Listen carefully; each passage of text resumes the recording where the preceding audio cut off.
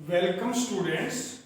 Business study में आज हमारा जो टॉपिक है, कल आपको कराया था इकोनॉमिक एक्टिविटीज। इकोनॉमिक एक्टिविटीज में सबसे पहले बिजनेस के बारे में बताया था, क्योंकि बिजनेस भी आपका इकोनॉमिक एक्टिविटीज में आता है।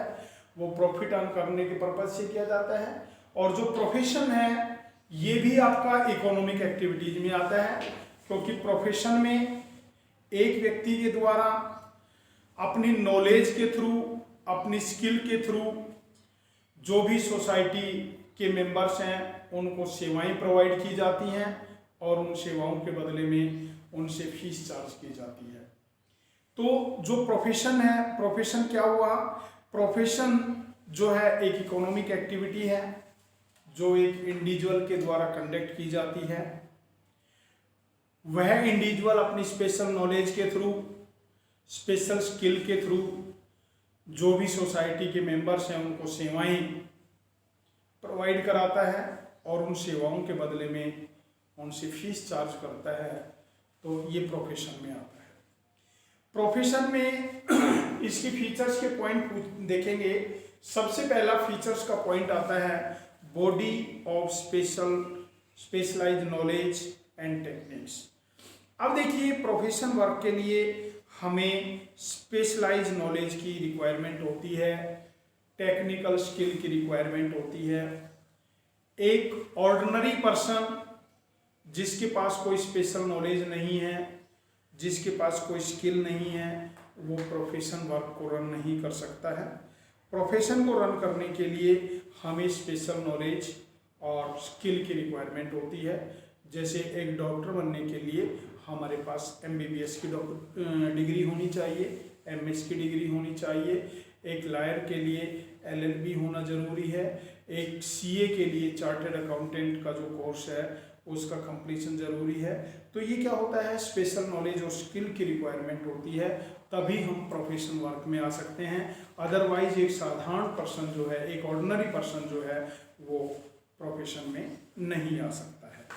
दूसरा पॉइंट आता है formalise methods of acquiring training and experience. अब देखिए, प्रोफेशन के लिए जो हमें ट्रेनिंग की रिक्वायरमेंट है, जो एक्सपीरियंस की रिक्वायरमेंट है, इसके लिए प्रोविजंस बनाए गए हैं। एक ह्यूमन एक्टिविटी है, एक प्रोफेशनल बॉडी बनाई गई है और कुछ इंस्टीट्यूशंस होते हैं जिनके अंडर हमें ट्रेनिंग लेनी होती है। जैसे हमें अगर CA की ट्रेनिंग लेनी है तो चार्टर्ड अकाउंटेंट जो कंसिल्स बना हुआ है, institute of chartered accountant councils of India जो बना हुआ है, उसके अंडर हमें ट्रेनिंग लेनी है। उसके बाद हम CA की नॉलेज एक्वायर करने के बाद CA का जो वर्क है वो स्टार्ट कर सकते हैं। तो एक फॉर्मलाइज ट्रेनिंग और टेक्निक्स की रिक्वायरमेंट होती है इसमें। Establishment of representative professional association. अब देखिए, इनमें प्रोफेशनल एसोसिएशन बने हुए हैं। जैसे बार काउंसिल्स ऑफ इंडिया लॉयर के लिए बना हुआ है, मेडिकल काउंसिल्स ऑफ इंडिया जो है डॉक्टर्स के लिए बना हुआ है, institute of chartered councils of accountant councils of India जो है चार्टर्ड अकाउंटेंट के लिए बना हुआ है। तो जो भी ये प्रोफेशंस की डिग्रीज हैं, जो प्रोफेशंस एसोसिएशन बने हुए हैं, इनमें रजिस्टर्ड कराना होता है। जब हम इनमें अपने आप को रजिस्टर्ड करा लेते हैं तो उसके बाद हम अपने वर्क को स्टार्ट कर सकते हैं। इसके बाद कोड ऑफ कंडक्ट आता है। कोड ऑफ कंडक्ट में क्या आता है कि जो ये एसोसिएशन के मेंबर्स बन जाते हैं तो इन एसोसिएशंस के कुछ रूल रेगुलेशंस होते हैं जो हमें फॉलो करने होते हैं। जो भी रूल रेगुलेशंस हैं, वो रूल रेगुलेशंस जो भी रिलेटेड प्रोफेशंस बने हुए हैं, एसोसिएशंस बने हुए हैं, उनमें प्रेस्क्राइब किए हुए हैं, तो उनके अंडर हमें उनको फॉलो करना होता है। और किस प्रकार से हमें होनेस्टी में, इंटीग्रिटी में, मोरलिटी में किसी भी वर्क को पूरा करना है, वो सभी इसमें रिप्रेजेंट किया जाता है। नेक्स्ट पॉइंट आता है प्रायोरिटी ऑफ सर्विस और इकोनॉमिक कंसिडरेशन। प्रोफेशन में सर्विस को प्रायोरिटी दी जाती है। एक डॉक्टर पहले पेशेंट का ट्रीटमेंट करता है, उसके बाद फीस चार्ज करता है।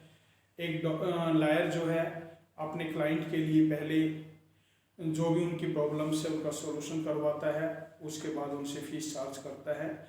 तो इनमें क्या है कि प्रायोरिटी सर्विस को दी जाती है, और जो इकोनॉमिक कंसिडरेशन है उसके बदले में जो फीस चार्ज की जाती है वो सेकेंडरी मोटिव होता है। और फर्स्ट मोटिव क्या होता है? फर्स्ट मोटिव सर्विस प्रोवाइड करना होता है। Next, employment. अब देखिए एम्प्लॉयमेंट में क्या आता है? It is also economic activity. Employment में क्या आता है? A person work do for others and get remuneration in consideration of that work.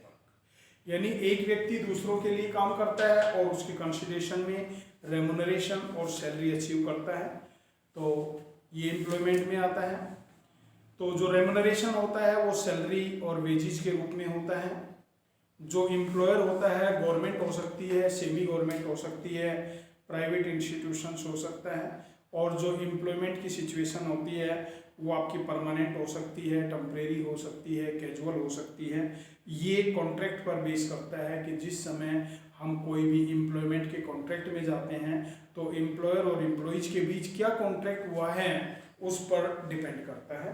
तो इसकी फीचर्स का सबसे पहला पॉइंट आता है सर्विस टू अदर। एम्प्लॉयमेंट में जो सबसे पहले फीचर्स है, एक व्यक्ति के द्वारा, एक पर्सन के द्वारा जो सेवाएं हैं दूसरे के लिए काम किया जाता है और उनको सेवाएं दी जाती है और उनके बदले में रेम्युनरेशन चार्ज किया जाता है। दूसरा आता है पर्सनल सर्विस।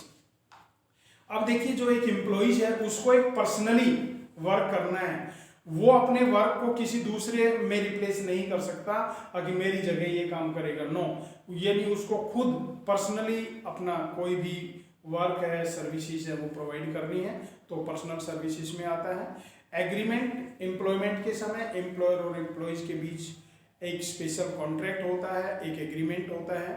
परमानेंट, टेम्परेरी या कैजुअल अपॉइंटमेंट है, उसके बदले में उसको सैलरी मिलेगी, कमीशन मिलेगा या कोई फीस मिलेगी, ये सभी रिटर्न में कॉन्ट्रैक्ट किया जाता है, तो एक एग्रीमेंट किया जाता है। सर्वेंट, अब देखिए जो एक एम्प्लॉइज होता है एक एम्प्लॉयर के लिए सर्वेंट के रूप में काम करता है और जो उसका एम्प्लॉयर होता है वो उसका मालिक होता है। No needs of capital. अब देखिए एक एम्प्लॉयमेंट की सिचुएशन में जो एम्प्लॉइज है उसको अपना वर्क करना है, उसके बदले में रेम्युनरेशन लेना है, उसे उस बिजनेस में किसी प्रकार की कोई कैपिटल की रिक्वायरमेंट नहीं होती है। No risk. अब देखिए इस प्रकार की बिजनेस में एम्प्लॉइज का कोई रिस्क नहीं होता, जो भी रिस्क होता है वो किसका होता है? एम्प्लॉयर का होता है, क्योंकि एम्प्लॉइज ने तो जो भी उसको वर्क प्रिस्क्राइब किया गया है वो वर्क करना है और उसके बदले में रेम्युनरेशन मिलता है उसको। नेचर ऑफ एम्प्लॉयर, और जो हमारे एम्प्लॉयर हैं गवर्नमेंट हो सकती है, सेमी गवर्नमेंट हो सकती है और कोई भी प्राइवेट ऑर्गेनाइजेशन हो सकता है। तो आज के हमारे दो टॉपिक हैं, प्रोफेशन और एम्प्लॉयमेंट, और दोनों के फीचर्स ये आपने लर्न करने हैं। Okay students.